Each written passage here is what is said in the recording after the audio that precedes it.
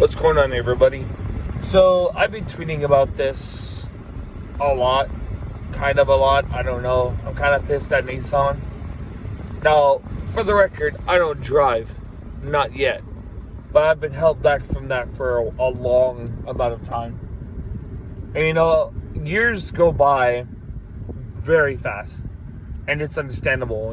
Different cars are going to have their value and whatnot. But then we got people like Nissan who make the most dumbest decisions known to man. Literally. Now, the GT-R used to be affordable. It really did. Like, when it first came out, it was around $70,000, $80,000, or $90,000, which was good. It was a good price. And the GT-R still today is a really nice platform to use. I mean, granted, so many people have already found different ways to tune the car, to style the car, and stuff like that. And it's a good platform overall. But my problem stands with Nissan with the newer Nissan GT-R. Now, if you guys are not aware, Nissan unveiled the 2022 Nismo. And I just got one question. What in the actual fuck are you all smoking over there in Japan? Like, granted, if you guys are smoking that shit, I want some too. Because I don't get this shit at all. Now, I've understood as the years went on from the return and the release of the GT-R, etc., that the prices have been increasing every year. But I'm going to tell y'all right now, a GT-R Premium is not worth 113 grand. The Nismo is not worth over 200 grand. It's definitely not worth it. It really isn't. Now, by all means, hats off to Nissan if they actually bothered to sell this. But I feel dumbfounded that Nissan thinks that it's a good idea to charge customers over 200 grand for a GT-R, because that's just stupid. It generally is. Now, I have no problem with some prices that Nissan puts in their cars. Like, for an example, the 400Z, I could care less what price that car is at, because usually Nissan's good with the 370Z, the 350Z, stuff like that. And they price those well. But what I don't get is how the GT-R goes from 70, 80 to 90,000 at MSRP and then goes up in price over the year. It's like Nissan's having trouble finding the right price for a supercar. And again, this car used to be good for two main things. The price was affordable, and it was a good car overall. It was good. There's just the price and the performance. Now, I will not be using a computer or anything to record this. I will not be doing any of that shit, but you can get a GT-R, a used GT-R, for less than 100 grand, which is mind-boggling. But like in the new market today, the car goes up in value, which I don't understand. Now, granted, I understand the R34 and that car's value going up in price due to several different reasons, which is fine. But the R35 GT-R is not worth 200 grand and over. It really isn't. And I mean, I get it, it's a supercar, but that kind of supercar is not worth 200 grand and over. It really isn't. Now, I do want to point out that I've posted pictures on my Twitter, and apparently, after doing some intense research, quote unquote, they called the new color for the Nismo Stealth Gray. Now, I want to quote somebody who have mentioned this comment. Whoever calls that color gray needs to be shot. because that's not even close to gray. It's not even a gray. Like, if I had anything, it looks like a grayish blue, if that makes sense. Like, that's what it looks like. And I can't fathom to understand how Nissan goes from 70, 80 to 90,000 in MSRP and then goes up in price. And to be honest, I mean, even though Nissan would have had it low, I mean, even if they did, dealerships would have been taxing a shit ton over MSRP just for someone to get their hands on the car. I think it's ridiculous. I really do. Like, if you guys look at the car, if you guys see photos of the car, you can see exactly what I'm talking about. Now, the only big difference in the GT-R is the bodywork. There's a carbon hood now, and it's not just like the carbon air vents on the side of the fenders. It's not just the carbon wing. It's not the carbon diffuser and shit like that. They added a carbon hood and then changed the color completely. That's it. That is all you get. And you still get the standard 600 horsepower. Again, whoever calls that color gray needs to be shot. And I'm still trying to figure out what the fuck Nissan's doing. Because with this car, you know, it's dumb. It's stupid. I don't understand.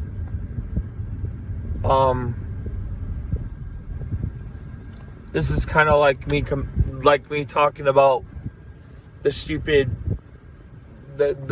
people that keep giving Chaosium, which is a band, criticism. If you guys haven't watched that, definitely check it out.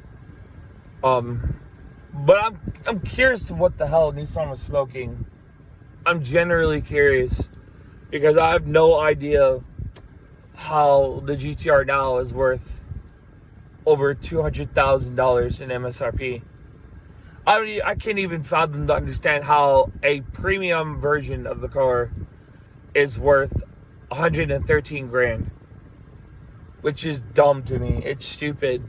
I don't understand it. I really don't want to understand it.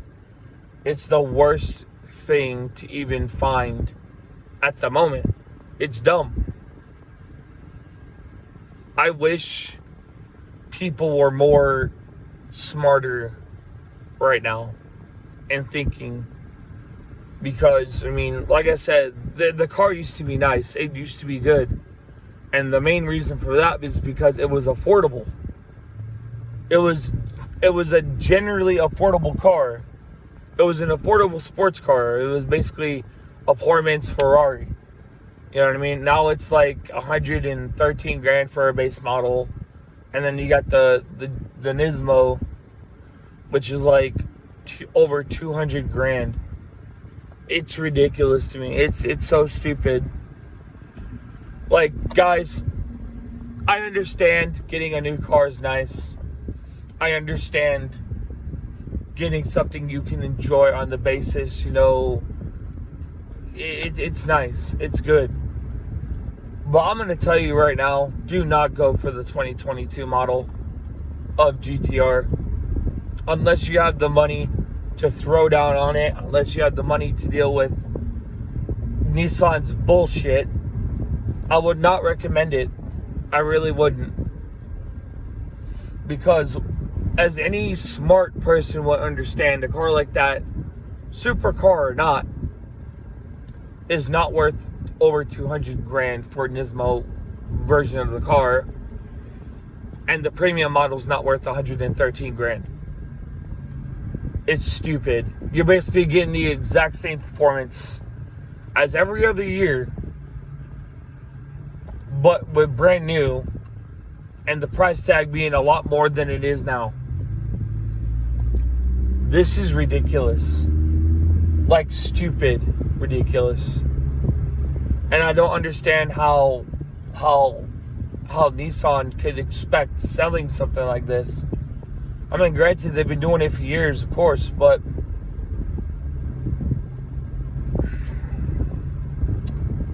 it's the stupidity that comes out of people to believe that this kind of shit's gonna work.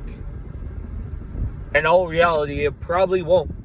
Now, granted, if Nissan ends up selling the Nissan GT-R Nismo at that price, then I mean, hats off to you guys at Nissan. But I already know for a fact that this car is not going to sell much. And to be honest, the GT-R is ending up being stuck in the same category as the Gallardo, which is sad. It's sad. It's about to end. The GT-R generation, the R35 generation, is about to end up in the same status as the Gallardo. I don't even know what to say. I mean, my advice, get one used, because you can find a GT-R at a better deal. I mean, granted, they're going to be a lot less and stuff like that.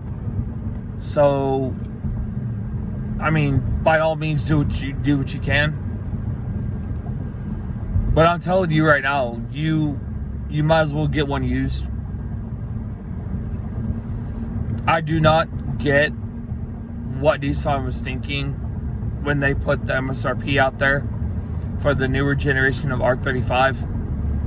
I mean, my main question is, do they not have enough money to design and develop a new version of the GT-R?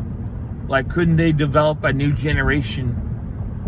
I mean, granted, everybody's been teased all over the internet about the next upcoming R36 GT-R, and we have not seen that yet.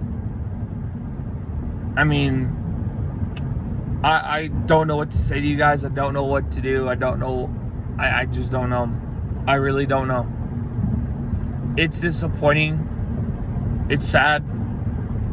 And I mean, if the reality of this car starts to go down the shitter, that's just more reasons to feel sad for Nissan, because it shows that, you know, they weren't sticking with a relatively good price like they should have from the day of release of, you know, and the return of the car. And, you know, the worst thing about owning a GT-R, in my opinion, is that they charge you thousands and thousands of dollars just to get maintenance, which should not be a thing. I mean, if I had to price maintenance, put brakes around $600 to $800, oil changes to about $200, and I would have put out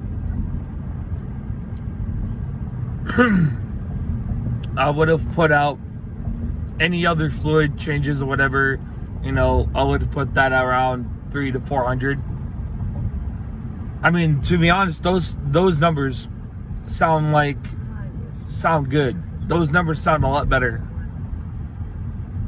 I do not see how the GT-R nowadays is worth $200,000 and over. I do not see that shit, and it's sad, you know.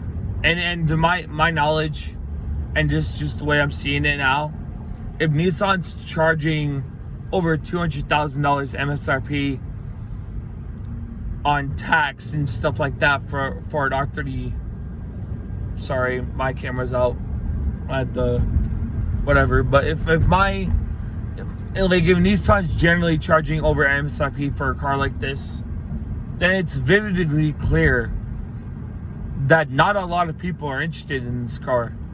Not a lot of people are willing to spend over $100,000 for a car like this. It's sad. Anyway, I thought I might get my opinion out on the 2022 Nissan GT-R. Like I said, I've posted about it on Twitter. If you guys are not following me, head over to Johnny Mob Boss on Twitter. Definitely find me there and give me a follow. I want to thank everybody for the support on the last video, defending Chaosium Volume Warning. You know, I feel like that band deserves a lot of recognition. And, you know, as a fan of metal music, you know, as somebody who enjoys listening to new music that comes out anytime a new band is released or whatever, you know, I feel like, you know, regardless of how people feel, those bands deserve recognition because a lot of them may have some really good talent. And, I mean, that's really about it. I don't really know what else to say in regards to the GT-R, but who knows? We may see the Nissan GT-R disappear just like the R34 did, and that's the sad part about it. But anyway, I'm gonna let you guys go. You guys go ahead, like, comment, subscribe if you guys haven't already. Check out my last video defending Chaosium, which is a metal band that deserves the best recognition for their talents as much as possible. Go ahead and support me on there. I appreciate the support I got in that video already. There's so many people that were very understanding, very cool, and actually agreed with me, which I didn't really think, because like in that video I was just pissed. I was royally pissed, and I just did my best to explain everything that I could in the best way I could. But anyway, I hope to see you guys soon, and thank you guys very much for checking this out, and I will see you all next time. Take it easy.